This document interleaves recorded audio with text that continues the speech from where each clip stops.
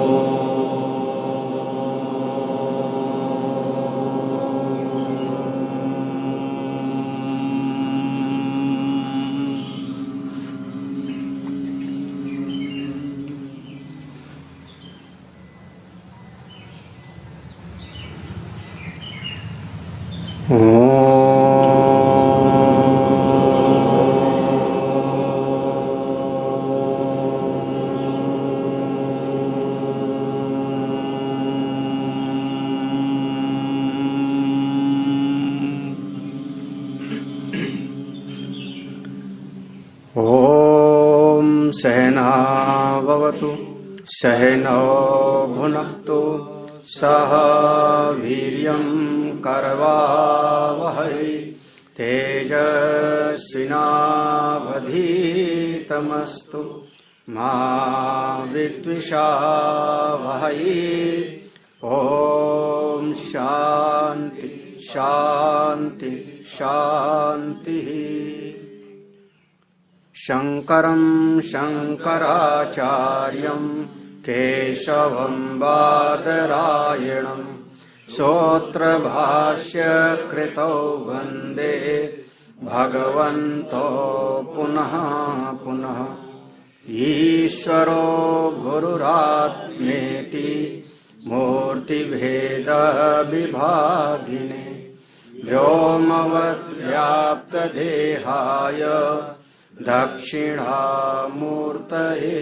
नमः। सदाशिवसमारम्भां शङ्कराचार्यमध्यमाम् अस्मदाचार्यपर्यन्तां वन्दे गुरुपरम्पराम्। श्रुतिस्मृतिपुराणानाम् आलयं करुणालयम् नमामि भगवत्पादं शङ्करं लोकशङ्करम्। परम पूज्य प्रातः स्मरणीय महामंडलेश्वर स्वामी प्रेमपुरी जी महाराज, उनको वंदन नमन।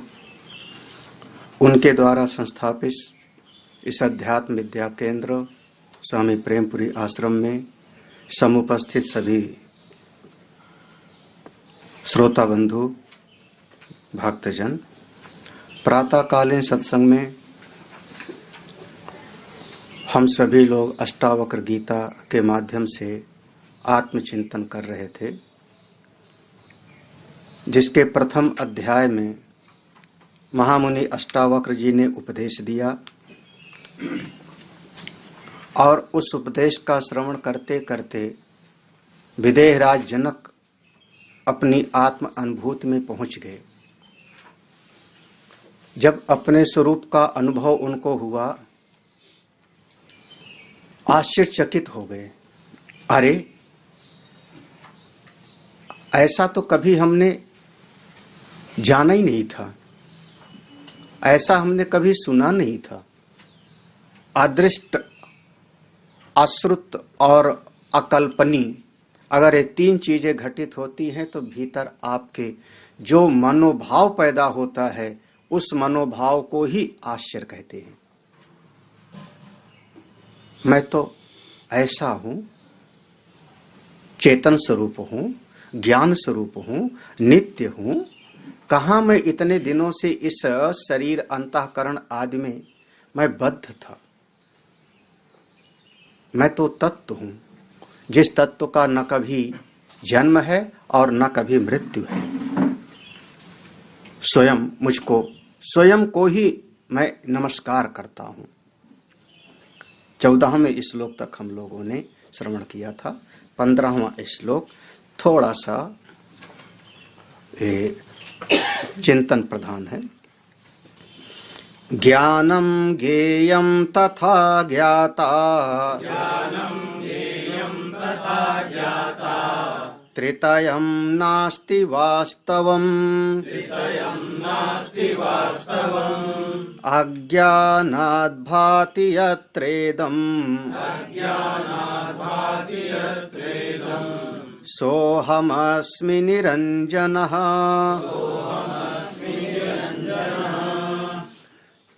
सोऽहम् वही मैं तत्व हूँ। सोऽहमस्मि निरंजनः वही निरंजन अद्वैत तत्व असंग स्वरूप मेरा अपना स्वरूप है।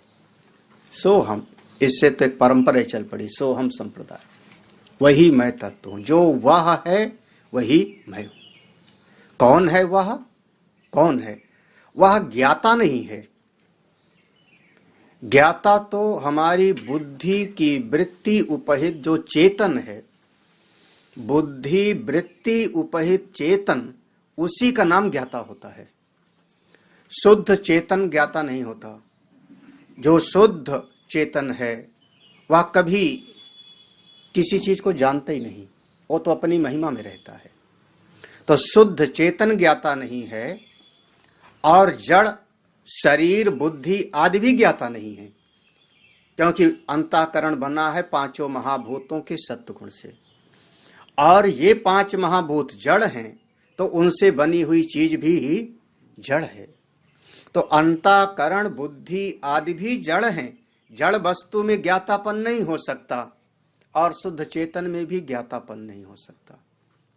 तो यह जो ज्ञातापन है, मैं जानता हूं, मैंने जान लिया, ये ज्ञातापन होता कहाँ? बुद्धि वृत्ति उपहित चेतन में, अंतःकरण उपहित चेतन में। वही अपने आप को मानता है कि मैं जानने वाला हूं, मैं जानने वाला हूं। ये वृत्ति पैदा हो गई, मैं ज्ञाता हूं। अब पूछा किसको जाना तुमने? किसको जाना? तो किसी न किसी एक विषय को जानेगा। ज्ञाता ज्ञेयम, हाँ अच्छा, ज्ञाता हुआ, फिर ज्ञेयम। ज्ञेयम माने कोई न कोई एक विषय को जानेगा। ज्ञेय माने जिसको हम जानते हैं, और जिसको हम जान लेंगे उसकी शर्त है कि वह देश से परिच्छिन्न होना चाहिए, वस्तु से परिच्छिन्न होना चाहिए। जो चीज देश काल वस्तु से परिच्छिन्न होगी उसी में हमारी बुद्धि की वृत्ति व्याप्त करेगी, वृत्ति व्याप्ति होगी। जो देश से, जैसे आकाश है, अनंत आकाश है, आकाश में हमारी वृत्ति व्याप्ति हो नहीं सकती। हमारी वृत्ति, आपकी बुद्धि की वृत्ति कभी चाहे कि मैं आकाश को जान लूं तो पूरी तरह से ठीक ठीक नहीं जान पाएगा, क्योंकि आकाश का ओर छोर हमको पता नहीं। जिस चीज का इस ग्रंथ का एक आकार दिखाई पड़ रहा है तो इसको हम कहते हैं देश के अंतर्गत है, देश से परिचिन्न है। हमारी बुद्धि की वृत्ति इसको जाकर के व्याप्त कर लेती है। तो यह ग्रंथ पुस्तक हमारे लिए ज्ञेय हो गया। आपका शरीर ज्ञेय है, वृक्ष ज्ञेय है, जगत ज्ञेय है। जो जो ज्ञेय की श्रेणी में आएगा वह देश काल वस्तु से सीमित ही होना चाहिए। जो देश काल वस्तु से अपरिच्छिन्न तत्व होगा वह ज्ञेयता नहीं होगी, वह कभी ज्ञेय नहीं बनेगा। इसीलिए ब्रह्म तत्व कभी ज्ञेय नहीं होता, आत्मा, शुद्ध आत्मा कभी ज्ञेय नहीं होता, क्योंकि वो आपकी वृत्ति के अंतर्गत नहीं आता। ज्ञेय कौन? सारा का सारा जगत। ब्रह्मा के 4 सिर हैं, वृत्ति व्याप्ति हो गई। भगवान शंकर जी कैलाश पर बैठे हैं, पास में उनका डमरू होगा, पास में नंदी है, ज्ञेय हो गया। क्यों? देखो, वस्तु परिच्छिन्न हो गया। नंदी अलग हैं, भगवान शिव अलग बैठे हैं। तो जो जहां नंदी बैठे हैं वहां शिव नहीं, जहां शिव बैठे हैं वहां नंदी नहीं। तभी तो आपने कहा नंदी अलग। अब तत्व की दृष्टि से विचार करेंगे तो दोनों ब्रह्म हैं, तत्वतः तो दोनों ब्रह्म हैं, लेकिन व्यवहार में दोनों में भेद बना, इसका नाम हुआ वस्तु परछिन्न। तब हमने कहा ये नंदी हैं, ये मां पार्वती हैं, ये गणेश हैं, ये शिव हैं, वो गे हो गए। जगत में ये सारा का सारा जगत जितना कुछ भी है ये सब गे के अंतर्गत आएगा, सब गे, ये सब का सब जाना जाता है। जिसको हम जान लेते हैं वह हुआ गे, और जो जानने वाला हुआ उसको हमने कहा ज्ञाता। तो दो चीज हो गया, ज्ञाता और गे। यह जो ज्ञाता है जब गे चीज को जानने के लिए जाता है और जब उसको जान लिया तब उसके भीतर एक वृत्ति पैदा हुई, अयम घटः, यह घड़ा है, अयम पटः, ये वस्त्र है, यह अमुक वस्तु है। यह जो बुद्धि के भीतर एक वृत्ति पैदा हुई उसको हमने कहा ज्ञान। अब त्रिपुटी हो गई, त्रिपुटी हो गई। मैं जानने वाला हूं, ज्ञाता, जानने वाला वही वृत्ति उपहित चेतन, बुद्धि वृत्ति उपहित चेतन, वही ज्ञाता बन रहा है। जगत की जितनी गे वस्तुएं हैं, गे सब की सब देश काल वस्तु से परछिन्न ही होगा। देश काल वस्तु से अपरछिन्न तत्व कभी भी गे नहीं बन सकता। जो इससे सीमित होगा देश काल वस्तु से, वही गे होगा। वह गे बना, और जब उसको जान लिया तो हमने भीतर समझ लिया कि हाँ देखो मैंने इनको जान लिया। ए अमुक श्रोता बैठे हैं, यहाँ महिला बैठी है, अमुक ने ऐसा है, वो वहां पर बैठे हैं। ये सब जो बुद्धि के भीतर पैदा हो रहा है वह ज्ञान। ये त्रिपुटी जीवन पर्यंत चलती रहती है। गे ज्ञाता और दोनों के बीच में जो बोध पैदा हुआ वो हो गया ज्ञान। ये त्रिपुटी हो गई, ये त्रिपुटी बचपन से लेकर के जीवन पर्यंत। अब इसको दूसरी भाषा में कह लो प्रमाता, प्रमेय और प्रमाण।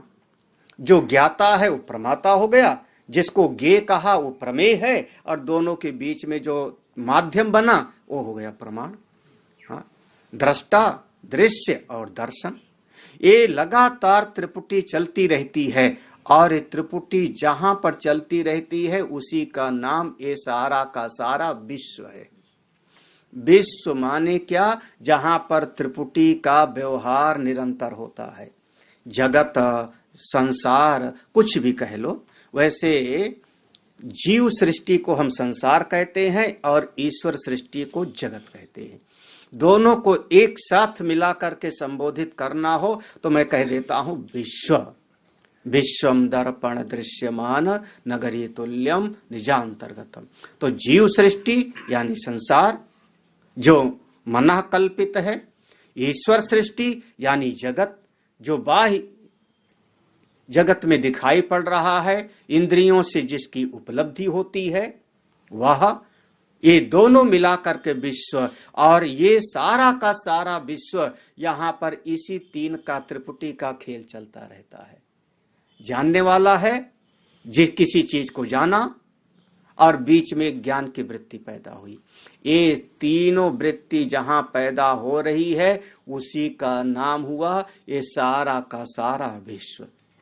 ये आत्मा शुद्ध आत्मा नहीं है, ये शुद्ध आत्मा नहीं।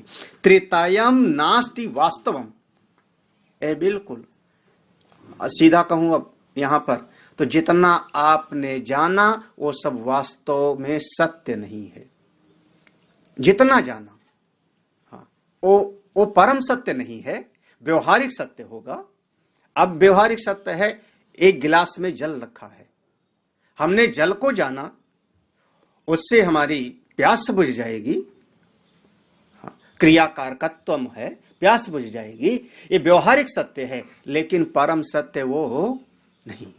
त्रितयम, जहां जहां त्रिपुटी का खेल चल रहा है, इस लोक में, अमुक लोक में, पितृलोक में, देवलोक में, स्वर्ग में भी जाओगे तो भी ये तीनों चलेगा। एक कल्प वृक्ष है तो कल्प वृक्ष हो जाएगा गे, आप हो जाओगे ज्ञाता।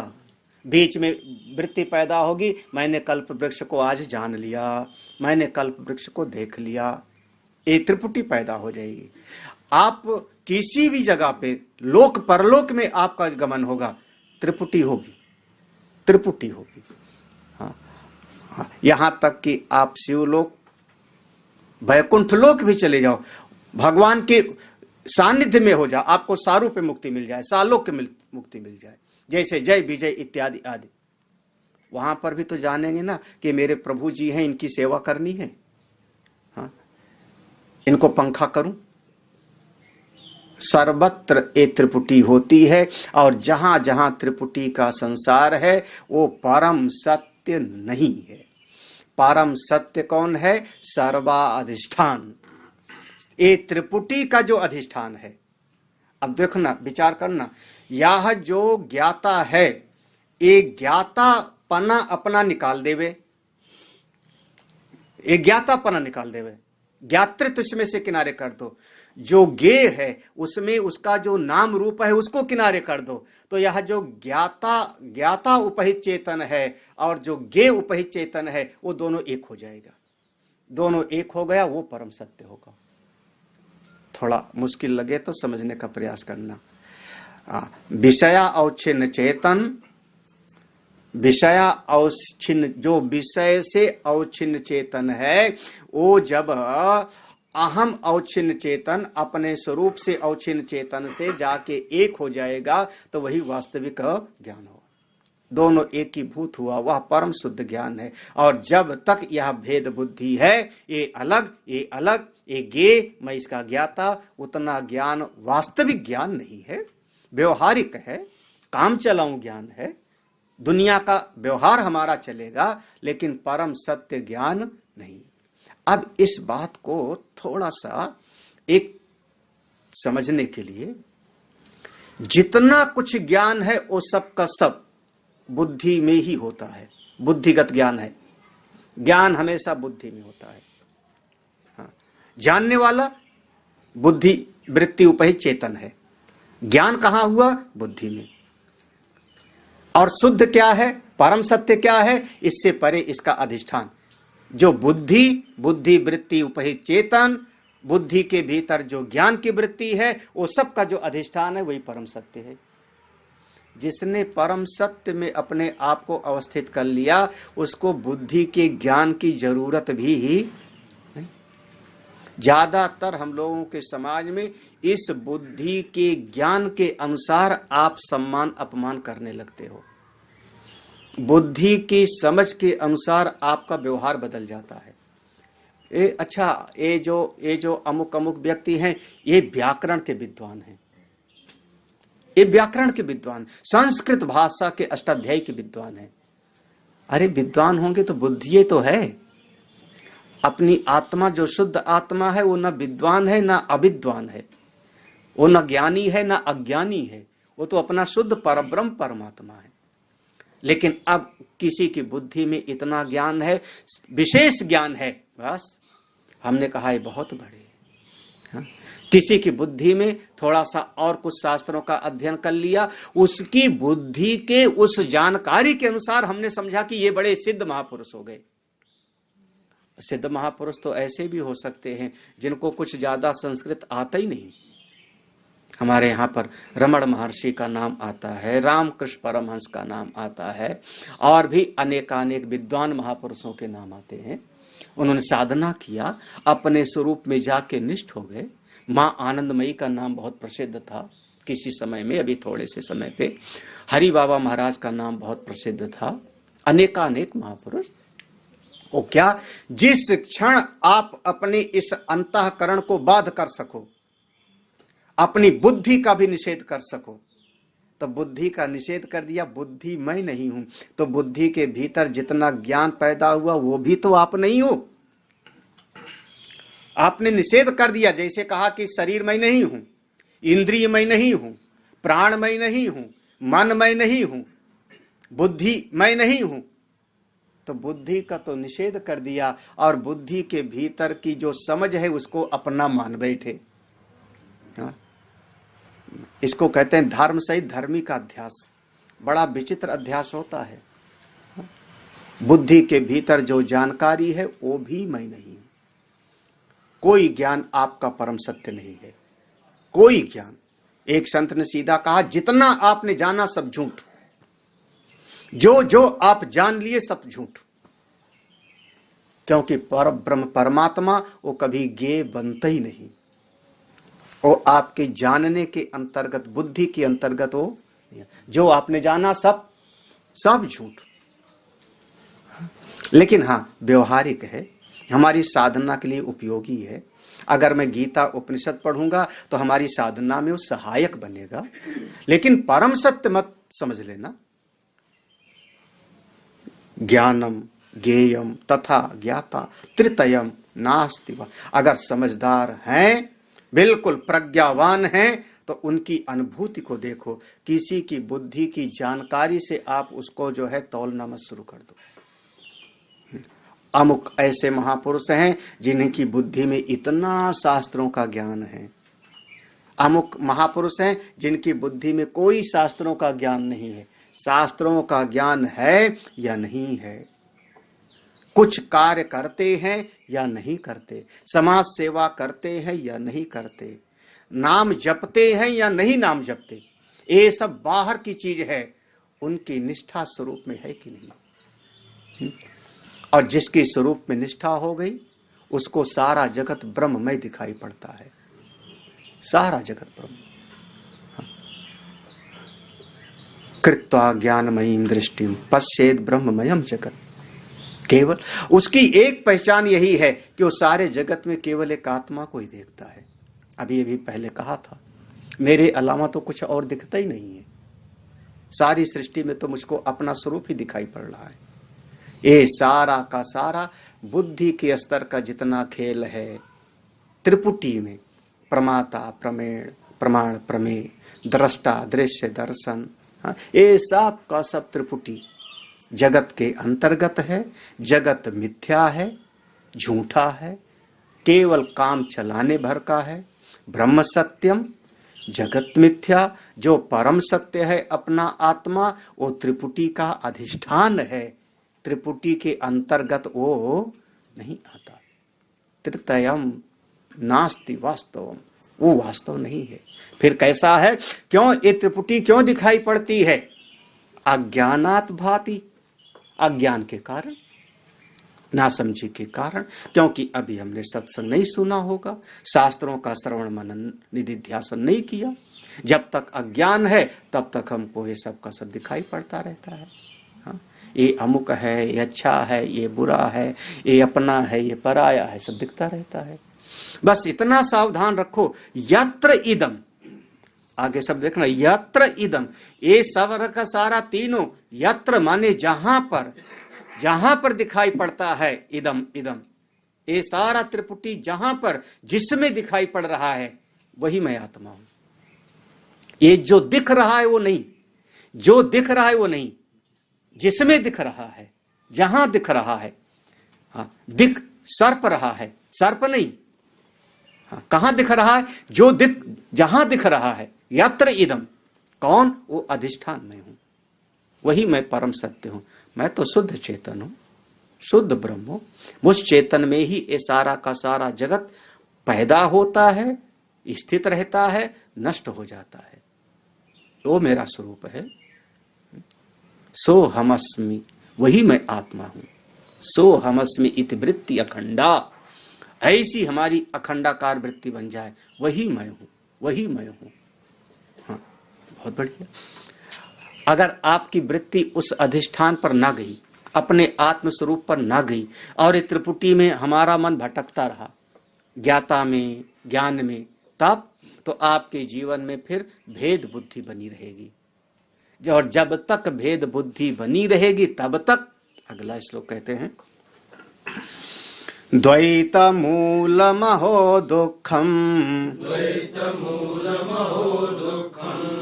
नान्यतस्यास्ति भेषजम् दृश्यमेतन्मृषा सर्वम् एकोऽहं छिद्रसोमलः।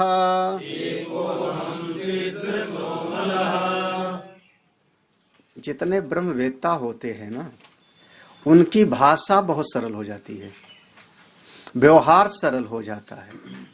हाँ, निर्मल जन मन सो मोहि पावा, मोहि कपट छल सरल स्वभाव न मन कुटलई। हाँ, ये महापुरुषों का एक उनकी एक विशेषता झलकती है, अति सरल। आप गीता का श्लोक पढ़िए, कितना सरल है, अपने आप अर्थ समझ में आ जाएगा। अष्टावक्र गीता का श्लोक पढ़िए, और भी सरल लगता है। आप कोई महाकवि भास, बाण भट्ट और महाकवि कालिदास, उनका ग्रंथ उठा के पढ़िए तो एक एक पंक्ति समझ में नहीं आती।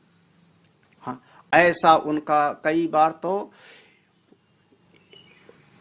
एक उपन्यास लिखा, उसका नाम था कादंबरी, बाण भट्ट का लिखा हुआ, और एक पेज पर कोई महाश्वेता नाम की नायिका है और उनका प्रसंग है, ऊपर से पैराग्राफ शुरू होता है, नीचे तक पूर्ण विराम ही नहीं है, पूरे पेज पर एक ही वाक्य। हाँ, बताओ अब कहां तो जो जितने ज्ञानी हैं उनकी भाषा बिल्कुल सरल। हाँ, गोस्वामी तुलसीदास, कबीर साहेब, हाँ, हाँ, अपने ऋषियों में देखो, भगवान भाष्यकार की शैली देखो, भगवान भाष्यकार की शैली बिल्कुल साफ साफ उस शैली के लिए नाम दे दिया गया, प्रसन्न गंभीर शैली, सबसे ज्यादा सरल लेकिन गंभीरता इतनी कि डूबते जाओ थाह जल्दी मिलती ही नहीं। अब इन श्लोकों का अगर अपने आप भी स्वाध्याय करें तो सबका अर्थ समझ में आ जाएगा, बहुत कठिन नहीं है। द्वैत मूलम, अहो को पहले ले आओ, आश्चर्य भाव है।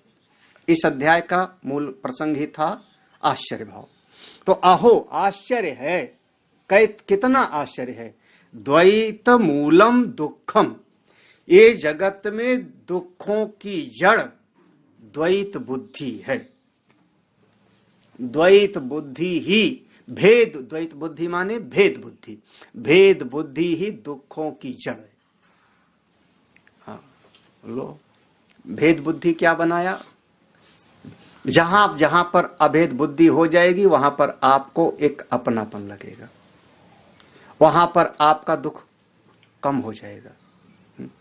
भले आकृति में भेद दिखाई पड़े, व्यवहार में भेद दिखाई पड़े, लेकिन उसमें एक बुद्धि पैदा हो नहीं, ये सब एक है। दृष्टांत के रूप में अपने शरीर को देख लेना चाहिए। मेरे शरीर की आंख की बनावट अलग, कान की बनावट अलग, काम भी उसका अलग, मुख की बनावट अलग, काम उसका अलग, हाथ की बनावट अलग, कार्य उसका अलग, पांव की बनावट अलग, काम उसका अलग, लेकिन पूरे शरीर के अंग प्रत्यंग में एक भाव है, पूरा शरीर ही मैं हूं। अभेद बुद्धि है। अब हम अपने शरीर के किसी भी अंग से कभी भी बैर विरोध नहीं करते, कभी भी बैर विरोध नहीं करते। एक अंग को तकलीफ हो जाए तो दूसरा अंग उसकी सेवा के लिए चला जाएगा। आंख में एक तिनका पड़ जाए, हाथ जाके उसको सहलाएगा, क्योंकि पूरे शरीर में मेरा अद्वैत भाव है। और अगर कहीं पर भी द्वैत भाव हो जाए, भेद बुद्धि, उससे फिर दुख पैदा हो। इस जगत में द्वैत मूलम, यह द्वैत की बुद्धि, द्वैत की चीज, द्वैत माने अज्ञान के कारण दो चीज पैदा हो गई। अज्ञान के कारण क्या चीज पैदा हुई? अहम और इदम, ये दो मुख्य है। इसको हम लोग कहते हैं द्वैत, अहम और इदम। भाष्यकार ने तो यहीं से शुरू किया, ब्रह्मसूत्र का शंकर भाष्य, अध्यास भाष्य यहीं से शुरू करते हैं। हाँ, उनका मूल यहीं से शुरू होता है कि दो चीज हैं, दोनों बिल्कुल अलग अलग हैं, दोनों बिल्कुल अलग अलग हैं।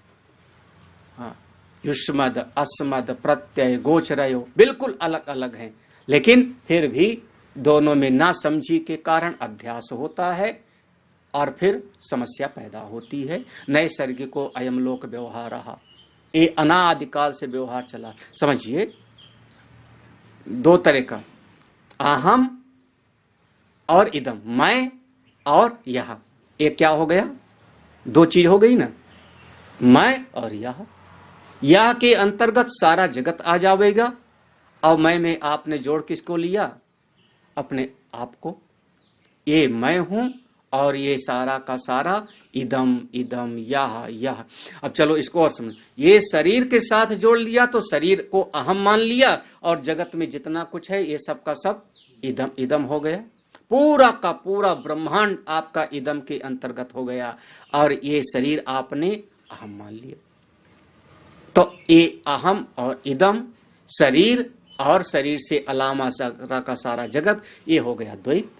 शरीर मेरा अलग, सारा दुनिया की चीज अलग।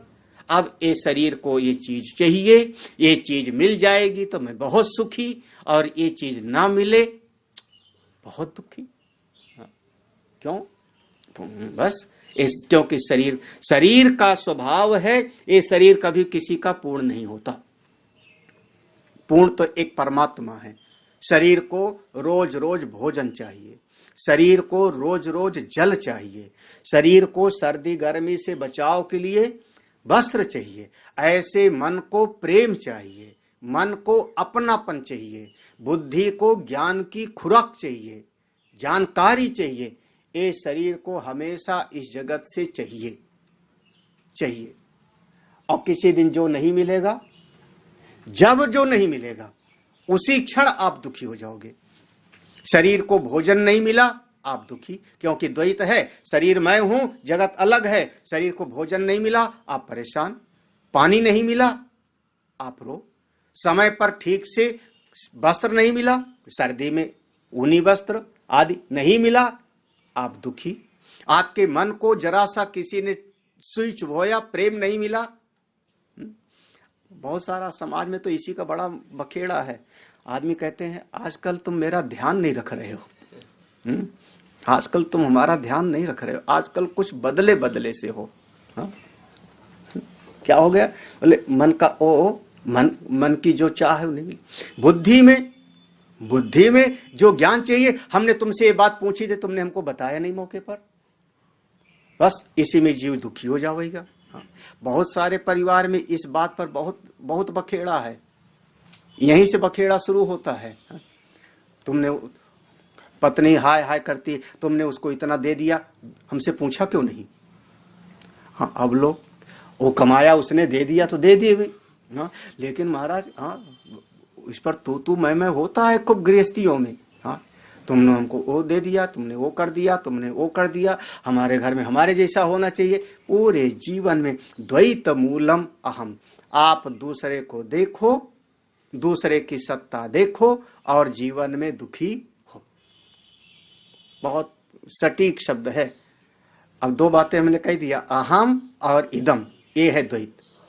अहम की धारणा बन गई शरीर पर, और इदम पूरा का पूरा हो गया ये संसार। ठीक है? हाँ, इसका नाम हो गया द्वैत। थोड़ा अहम की धारणा ले आओ जीव पर। अब शरीर से थोड़ा ऊपर उठा तो जैसे हम कहते हैं कि मैं कौन हूं, तो मैं आने जाने वाला हूं, अपने कर्मों का फल भोगने वाला हूं।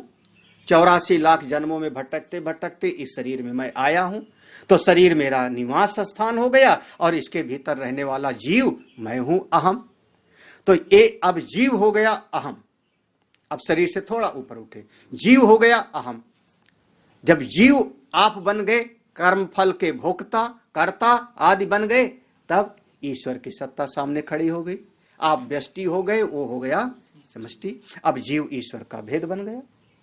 आप हो गए अंश, और वो हो गया अंशी। ममई वांसो जीवलोके जीव भूतः सनातन। तो जीव और ईश्वर का भेद बन गया। अब जीव और ईश्वर का भेद बना तो ईश्वर अलग और जीव अलग। इस पर तो पूरा दर्शन ही है।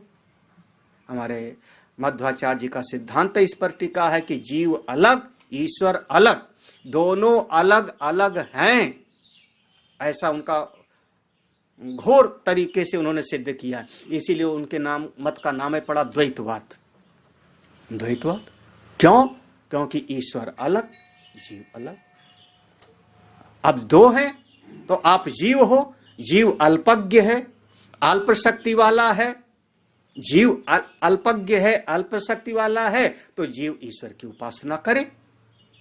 ईश्वर सर्वज्ञ है, सर्वशक्तिमान है। ईश्वर जब करुणा करेंगे तो जीव के जो है सारे दुखों को दूर कर देंगे। तो आपके जीवन के दुखों का दूर होना भी ईश्वर की इच्छा पर निर्भर हो जाएगा। वो चाहेंगे तो आपके दुख को दूर कर देंगे, और वो नहीं चाहेंगे तो आपके दुखों को भी दूर नहीं करेंगे। ठीक है ना? हाँ, आप सेवा करके, पूजा करके, आरती करके उनको, परमात्मा को प्रसन्न करो। अब जीव ईश्वर का भेद, और जीव ईश्वर का भेद माने द्वैत। अब आप बार बार फिर अब ईश्वर का मुंह ताको, प्रभु कृपा करो, रोज शाम को आरती उतारो, तन मन धन है सब तेरा, स्वामी सब कुछ है तेरा। हाँ, सवेरे एक लोटा जल अर्पण करो, रोज करते रहो, रोज करते रहो। और जिस दिन नहीं करोगे उसी दिन वो देवता नाराज हो जाएगा। जिस दिन नहीं करोगे, ये देवताओं के साथ बड़ी खतरा की बात है, बहुत खतरे की बात है। जैसे हमारे परिवार में एक बात होती है कि किसी को रोज सवेरे चाय पिलाओ, रोज सवेरे चाय पिलाओ। हाँ? अब 2 दिन पिलाओ, 4 दिन पिलाओ, 10 दिन पिलाओ, धीरे धीरे उसका अभ्यास बन जाएगा कि रोज 7 बजे चाय नाश्ता मिलेगा। और एक दिन ना मिले, महाराज उस दिन जो है वो जो महीने भर खिलाया वो सबका सुख खत्म। हाँ, आज क्यों नहीं मिला? क्या हुआ? आज के समय का तो सारे जगत का अनुभव होगा। आजकल खास करके बंबई जैसे शहरों में, हाँ, हर आदमी के मोबाइल पर रोज सवेरे कोई एक बहुत खास है जो सवेरे गुड मॉर्निंग लिख के भेजता हो, मैसेज गुड मॉर्निंग, हरिओम, रोज सवेरे लिख के भेजता हो। और अब महीनों महीनों उसकी आदत पड़ गई है। हाँ, रोज सवेरे देखने का, ये हमारा अपना बहुत खास है, रोज सवेरे जो है हमको नमस्ते लिख के भेजता है। एक दिन ना भेजे, वो एक दिन ना भेजे, वो पूरा महीने भर जो लिख के भेजा वो सब का सब खत्म। और उसी क्षण चित्त वृत्ति में विक्षेप पैदा हो जाएगा। द्वैत मूलम अहो दुखम, घोर दुख की बात है। आप लोग अपने अनुभव से जोड़िए। हाँ, जहां जहां पर आप दूसरे की सत्ता पर जोर देते हैं, फिर आपको दूसरे को हमेशा प्रसन्न रखना पड़े, चाहे वो मित्र हो, चाहे वो रिश्तेदार हो, और चाहे वो ईश्वर हो, कोई भी क्यों ना हो, कोई भी क्यों ना हो, आपको हमेशा प्रसन्न करना पड़ेगा। हाँ, हमेशा खुश करो, उनको फूल पत्र चढ़ाओ, आरती उतारो, पूजा करो, सेवा करो। जिस दिन नहीं करोगे उसी दिन वो देवता नाराज हो जाएंगे। हाँ, हमारे महाराष्ट्र में हम गणेश जी का दोनों नाम है, वो विघ्नहर्ता भी हैं, बिल्कुल सारे जीवों के विघ्नों को हर लेते हैं। और कोई उनकी सेवा उपासना ना करे तो विघ्न करता भी है। तो दोनों बातें हैं। तो द्वैत कब दिखाई पड़ा? जब हमसे कोई अलग है, जीव अलग, ईश्वर अलग, शरीर अलग, जगत अलग, अहम अलग, इदम अलग। तीनों प्रकार का मैंने विषय ले लिया। अहम इदम रूपी द्वैत, शरीर हमारा व्यष्टि और समष्टि रूपी संसार रूपी द्वैत, या जीव और ईश्वर। ये सारे द्वैत का मूल अज्ञान ही है, अविद्या है। अज्ञान के कारण ही तो ये अहम इदम का भेद बना, अज्ञान के कारण ही तो जीव ईश्वर का भेद बना, और यही सारे दुखों का जड़ है, यही सारे दुखों का जड़ हमारी अविद्या। तो फिर ठीक है, जैसे हम बीमारी को दूर कर लेते हैं, कोई शरीर में बीमारी हो गई तो औषधि खाई, अमुक अमुक हमने चूर्ण खाया, दवा खाई और शरीर ठीक हो गया। तो अनेक बार कोई बीमारी होती है, उससे दुख मिलता है, उस दुख को दूर करने का उपाय औषधि होती है। और हमारे समाज में कई बार ऐसे ऐसे जानकार लोग होते हैं, वो कहते हैं कि अगर आपके जीवन में कोई दुख है तो इस दुख को दूर करने का उपाय ये मंत्र है। अमुक अमुक विशेष प्रकार का मंत्र या कोई साधन अनुष्ठान बता देते हैं। ये बताने वाले बहुत लोग हैं, और ऐसे ऐसे लोग हैं कि उनके प्रवचन में तो भीड़ होता है। क्या सर्व दुख निवारण सत्संग, हाँ, अमुक अमुक सत्संग, वहां पर तो भीड़ लगी होती है। ज्ञान की बात नहीं होगी, दुख निवारण है, ज्ञान की बात नहीं। वहां अमुक मंत्र, ये वाला मंत्र, उसमें ये संपुट लगा लो, अमुक प्रकार का ऐसा कर लो। तो मंत्र से भी आदमी दुख को दूर कर लेता है, कभी कभी, कभी कभी औषधि से भी दुख दूर कर लेता है। अष्टावक्र जी ने जो कहा, जनक महाराज जो अपने भीतर से उनका अनुभव है, ये जनक महाराज का वचन है। वो कह रहे हैं मंत्र से जो दुख दूर होगा वो अस्थाई नहीं होगा, क्षणिक होगा। औषधि से जो दुख दूर होगा वो क्षणिक होगा, वो हमेशा के लिए दुख दूर नहीं होगा। आपने औषधि का सेवन किया, बीमारी चली गई, 10 दिन के बाद पुनः बीमारी आ जाएगी। आपने मंत्र का उपयोग किया, एक परिस्थिति अनुकूल हो गई, एक व्यवस्था सब ठीक ठाक हो गई, दूसरे दिन फिर कोई परिस्थिति खराब हो गई। आप क्या करोगे? आप जीवन भर यही करते रहो। ना अन्यत तस्यास्ति भेषजम, तस्य तस्य तस्य माने द्वैतस्य, वह द्वैत का, तस्य दुखस्य न अन्यत अस्ति भेषजम, और कोई दवाई नहीं है ब्रह्म विद्या के अलावा, आत्मज्ञान के अलावा और कोई दवाई नहीं। हमेशा के लिए अगर जीवन का दुख दूर करना है तो केवल और केवल अपना आत्मज्ञान। बाकी सब क्षणिक दुख दूर करते हैं, क्षणिक दुख दूर करते हैं। हमेशा के लिए दुख दूर करने का उपाय तो ज्ञान प्राप्त करो, ब्रह्म विद्या प्राप्त करो। ज्ञान से अज्ञान मिटे, अज्ञान मिटा, द्वैत का भ्रम मिट गया, और द्वैत का भ्रम मिटा, आप स्वरूपनिष्ठ हो गए। नहीं तो मृत्यो सा मृत्युम आपनोति या इह नाना इव पश्यति, वह मृत्यु से मृत्यु को, बार बार जन्म मृत्यु को प्राप्त करेगा जो इस जगत में भेद बुद्धि देखता है। ये अलग, ये अलग, वो अलग, वो अलग, पृथक पृथक द्वैत बुद्धि वाले को कभी परम शांति की प्राप्ति नहीं। दृष्टांत में अपना शरीर हमने लिया, अपने शरीर में भेद दिखाई पड़ते हुए भी मैं एक हूं ये भाव है, तो हमको अपने शरीर में किसी भी अंग से द्वेष नहीं होता। उसी प्रकार से सृष्टि में, अनंत कोटि ब्रह्मांड में भेद बुद्धि दिखाई पड़ते हुए भी जहां जहां अपनत्व का भाव होगा, जहां जहां अपनत्व का भाव होगा,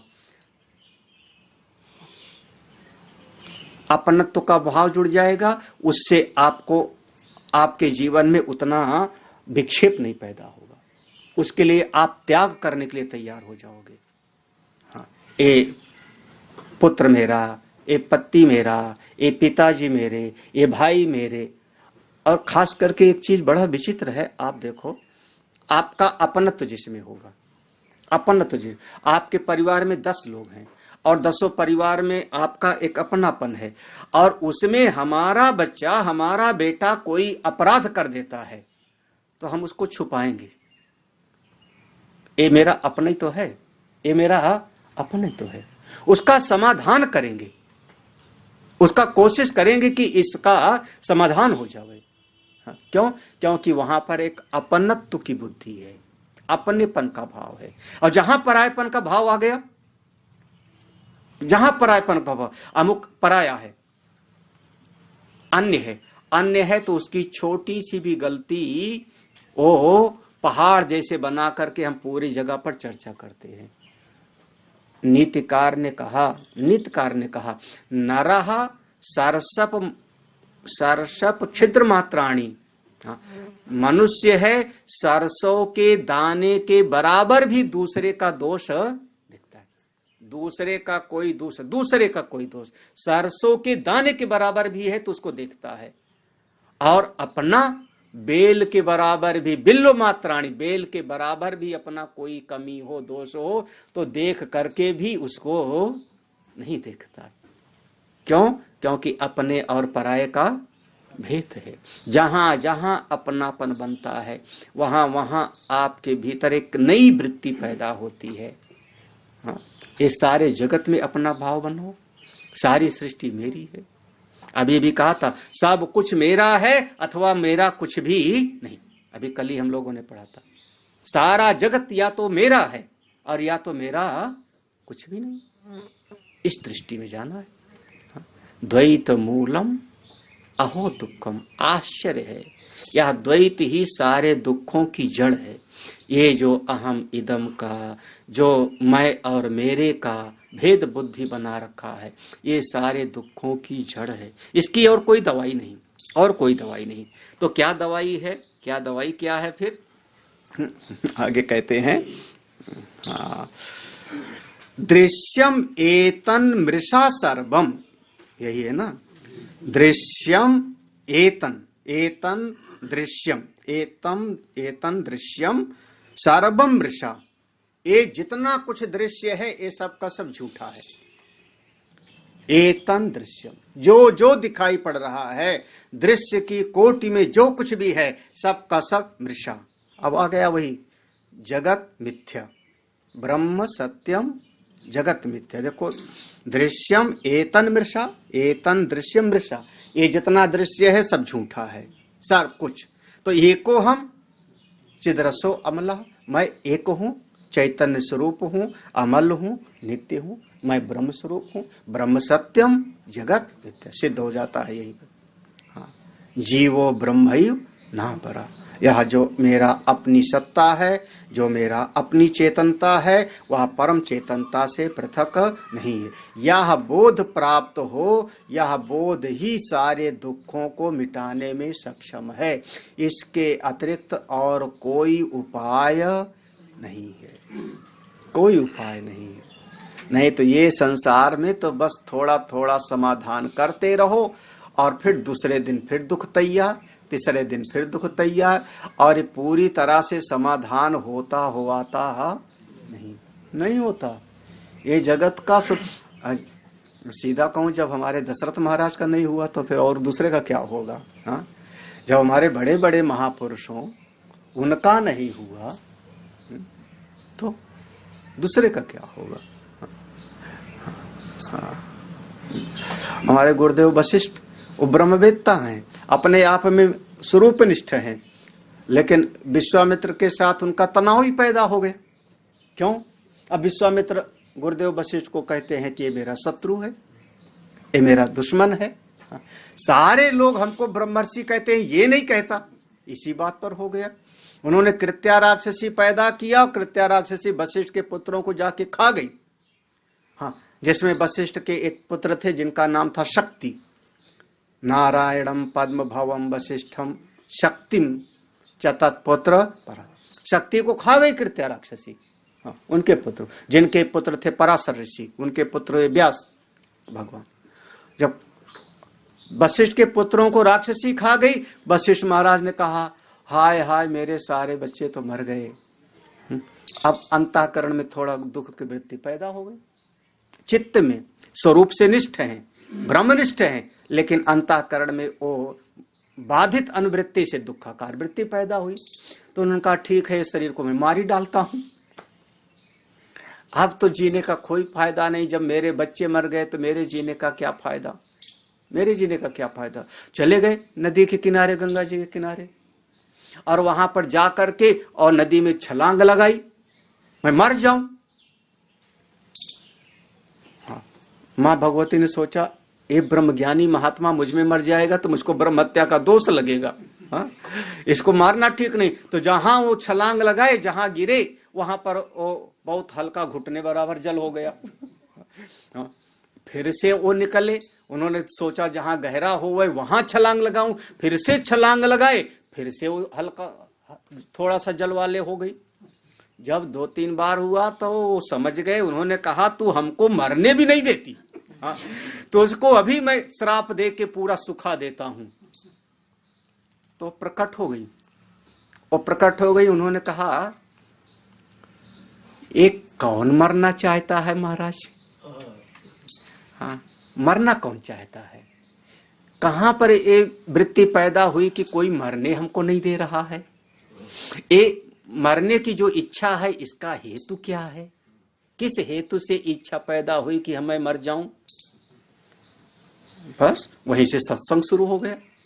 सत्संग शुरू हो गया, और जब सत्संग शुरू हो गया वशिष्ठ जी समझाने लगे। जैसे अभी समझ रहे हो कि बुद्धि वृत्ति उपहित चेतन ही ज्ञाता होता है, तो इच्छा कहां हुई? बुद्धि वृत्ति उपहित चेतन में ही इच्छा पैदा होती है। बुद्धि जड़ है, शुद्ध आत्मा में कोई इच्छा नहीं होती। किसमें इच्छा पैदा हुई? बुद्धि वृत्ति उपहित चेतन में इच्छा पैदा होती है।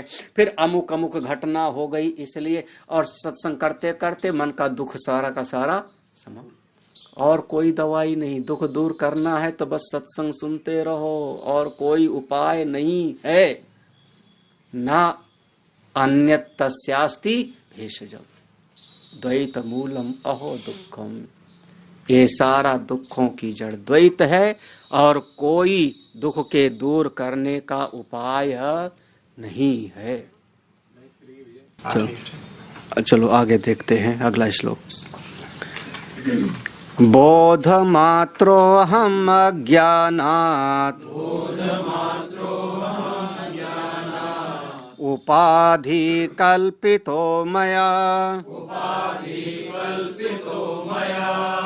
एवं विमृश्यतो नित्यम् निर्विकल्पे स्थितिर्मम।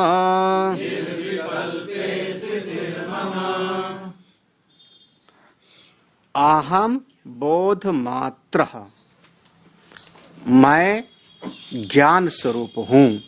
जो मेरा अपना परम शुद्ध स्वरूप है वह बोध मात्र। बोध मात्र माने स्वप्रकाश है। उसको किसी और ईंधन की जरूरत नहीं है, किसी और सहायक की जरूरत नहीं। जैसे स्फटिक मणि स्वप्रकाश है, बिल्कुल उसी प्रकार से मैं ज्ञान स्वरूप हूं, बोध स्वरूप हूं। अपने इस शुद्ध चेतन ज्ञान स्वरूप पर अज्ञान की उपाधि आकर के चिपक गई। अज्ञानात उपाधि, हाँ, अज्ञान की उपाधि आके लग गई, जिसको आप लोग पढ़ते हो अविद्या उपहित चेतन, अज्ञान उपहित चेतन, अंतःकरण उपहित चेतन। उपाधि, अज्ञानात उपाधि, ये अज्ञान के कारण ही हमने उपाधि को जोड़ लिया। किसने जोड़ा? अज्ञान किसमें? बहुत गंभीर ये प्रश्न किया गया अनेक जगहों पर। ये अविद्या कहाँ रहती है? अज्ञान का आश्रय कौन है? पंचदशी कार ने तो इस पर विस्तार में चर्चा किया। अज्ञान कहाँ पर रहता है? तो उन्होंने कहा माया। अरे जिसके भीतर अज्ञान है, जो कह रहा है मैं अज्ञानी, वहीं पर अज्ञान का आश्रय, अविद्या का आश्रय कोई जड़ वस्तु नहीं होती। जड़ में अज्ञान नहीं होता, शुद्ध चेतन में भी अज्ञान नहीं होता। शुद्ध चेतन तत्व अपना प्रकाश स्वरूप है। जैसे सूर्य में अंधकार नहीं होता, वो प्रकाश स्वरूप है, वहां अंधकार कहां टिकेगा? हाँ, ऐसे अपने नित्य चेतन स्वरूप में अज्ञान का नामो निशान नहीं है, और जड़ वस्तु में भी अज्ञान नहीं। तो कहां? ये जो आपके भीतर माया, माया माने मेरे द्वारा, मैंने ही कल्पना कर लिया अज्ञान से। माया अज्ञानात कल्पिता उपाधि, मेरे द्वारा ही कल्पित की गई ये उपाधियां। कौन? अब शुद्ध चेतन के ऊपर एक हमने आवरण लगाया, मैं ज्ञानी हूं, मैं करने वाला हूं। उपाधि है, मैं भोगने वाला हूं। पूज्य महाराज श्री इसको 3 तरीके से व्यक्त करते थे। उन्होंने कहा हमारे पास 3 चीज है,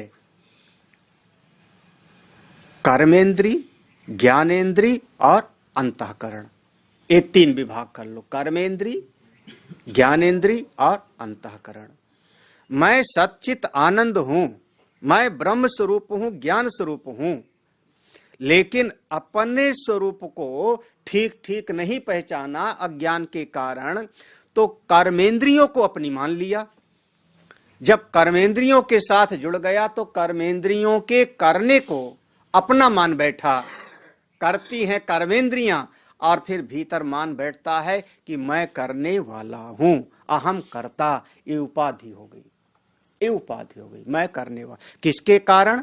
कर्मेंद्रियों को अपनी मानने के कारण। फिर अपने स्वरूप का ठीक ठीक बोध नहीं हुआ तो ज्ञानेंद्रियों को अपनी मान लिया, और जब ज्ञानेंद्रियों को अपनी मान लिया तो जानने का काम है ज्ञानेंद्रियों का। पांचों विषयों का ज्ञान प्राप्त करती हैं ज्ञानेंद्रियां, और जीव मान बैठता है मैं जानने वाला, अहम ज्ञाता। उपाधि बन गई। जानने का काम ज्ञानेंद्रिय का, और हमने स्वरूप के अज्ञान के कारण उसको अपना मान लिया, बस मैं ज्ञाता, एक उपाधि बन गई। हाँ, फिर जो मैं शुद्ध स्वरूप हूं, नित्य चेतन स्वरूप हूं, ठीक ठीक नहीं जाना अज्ञान के कारण, तो अंतःकरण के साथ तादात्म्य कर लिया। और अंतःकरण में सुखाकार वृत्ति दुखाकार वृत्ति होती है। अंतःकरण सुख दुख का भोक्ता होता है, तो अंतःकरण जो भोक्ता है उसको हमने अपने साथ जोड़ लिया, तो मैंने मान लिया कि मैं भोक्ता हूं। अंतःकरण को अपना मानने के कारण स्वयं को भोक्ता मान बैठे। ये जो तीन प्रमुख उपाधि लग गई अज्ञान के कारण, अहम कर्ता, अहम ज्ञाता, अहम भोक्ता, बस यही जीव का बंधन है। एक क्यों बना? बोले स्वरूप के अज्ञान के कारण।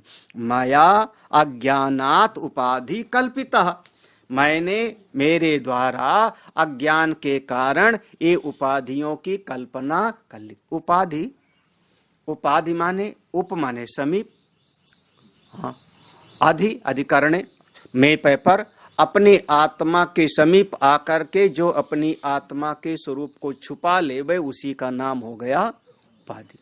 जो अपने स्वरूप के पास आकर के, उपमाने समीप आकर के उसकी असलियत को छुपा लेवे और एक नई चीज को प्रकट करने लगे, उसी का नाम हो गया उपाधि। आजकल भी है तो मनुष्य, है तो मनुष्य, 5 महाभूतों का बना शरीर है, बुद्धि में थोड़ा ज्ञान की वृत्ति है। विश्वविद्यालय में उसको एक जगह पर मिल करके 10-15 लोगों ने एक डिग्री पकड़ा दिया, ये आज से डॉक्टर है, आज से वकील है, आज से इंजीनियर, एक उपाधि दे दिया, और उसके बाद जीवन पर्यंत वो उसका मनुष्यत्व किनारे हो जाएगा। जहां जावेगा आदमी कहेंगे डॉक्टर साहब आइए, वकील साहब आइए, उसका पूरा जीवन पर्यंत वह उपाधि आकर के असलियत को छुपाया और ऊपर एक आवरण लाद देता। उपाधि माने जो वास्तविकता को छुपा करके कुछ अन्य रूप में दिखावे, उसी का नाम होता है उपाधि। वैसे आजकल समाज में कोई उपाधि मिले तो लोग बड़े खुश होते हैं। हाँ, हमको अमुक उपाधि मिली, हमको अमुक उपाधि मिली, और वो उपाधि आपकी वास्तविकता को ढक रही। ऐसे जो अपना शुद्ध चेतन है, अब उपाधि आप इस पे जोड़ते जाओ, स्थूल शरीर उपाधि है, सूक्ष्म शरीर उपाधि है, 5 कोश उपाधि हैं, विश्व तेजस प्राज्ञ ये तीनों उपाधि हैं, सब की सब उपाधियां हैं। जो जो अपने आत्मा के ऊपर आके स्वरूप को ढकते हैं वो सब की सब उपाधियां हैं।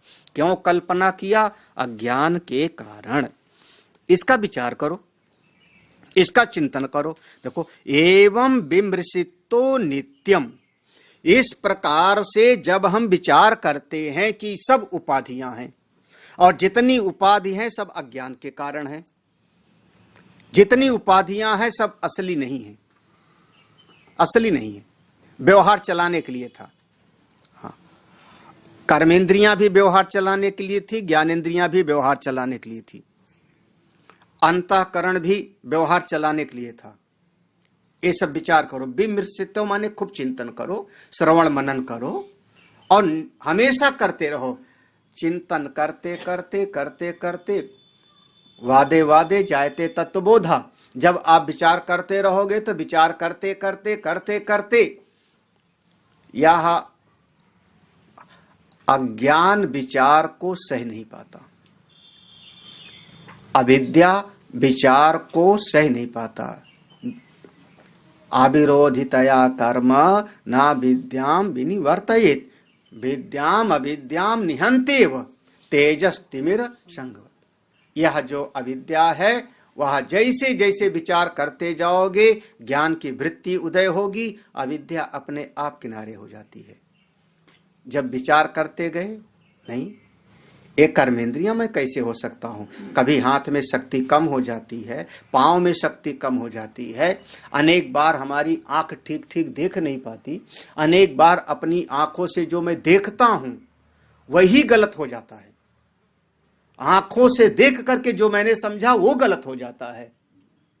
आकाश का नीलापन, रस्सी पर सर्प, मृगमरीचिका का जल आपने आंखों से देखा, देखते देखते भी वो हमारी सही नहीं होती, कैसे मैं मानूं। अनेक बार कानों से सुनते हैं और कानों से सुनी हुई बात भी हमको झूठी हो जाती। हाँ। मैं तो शुद्ध स्वरूप हूं, अपने कानों से जो सुनी हुई बात है उस पर अगर आपने प्रमाण बुद्धि से मान, प्रमाण बुद्धि से संसार में फंस जाओगे। एक ज्ञानेंद्रिय है, ये क्या क्या सुना देती पता नहीं। प्रमाण बुद्धि मेरी केवल शास्त्र और आचार पर होनी चाहिए। शास्त्र ने जो कहा, आचार्य ने जो कहा, वो मेरे लिए प्रमाण है। इधर उधर के चार तरह के लोग चार बातें सुना गए और आपने प्रमाण बुद्धि से मान लिया, आपका जीवन दुखमय हो जाएगा। दृष्टांत के रूप में कहूं तो कैकेयी है, प्रभु से बहुत प्रेम है, बहुत प्रेम है। एक दिन पहले ही दशरथ महाराज ने सभा में कहा था कि कल राजा बनाएंगे, एक ही दिन की बात थी। लेकिन जब मंथरा सामने आती है कैकेयी की तो कहती 15 दिन से तैयारी हो रही है। ये हो गया जो है एक विशेष तरह का जो है, मेरी भाषा में मैं इसको बुढ़िया पुराण बोलता हूं। उसने कहा 15 दिन से तैयारी हो रही, तुमको बताया नहीं किसी ने, राजा ने नहीं बताया। उस बात को कैकेयी ने प्रमाण बुद्धि से स्वीकार कर लिया। इसको कहते प्रमाण बुद्धि से। 15 दिन से तैयारी हो रही, ये बात सही कि गलत इसका विचार नहीं किया, इसका चिंतन नहीं किया।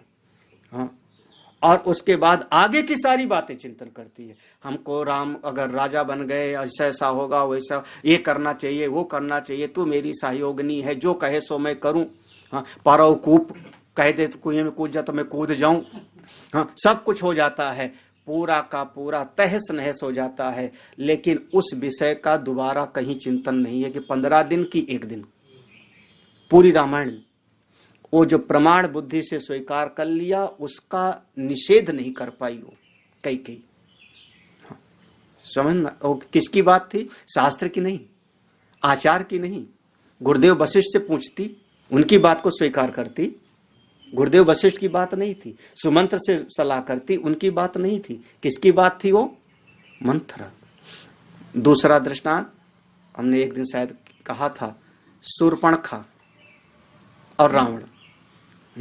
शूर्पणखा जब रावण के पास जाती है रोती हुई तो रावण ने पूछा क्या हुआ, तो शूर्पणखा ने कहा जंगल में 2 राजकुमार आए हैं, उनके पास एक सुंदर स्त्री है, वैसी स्त्री विश्व में नहीं है।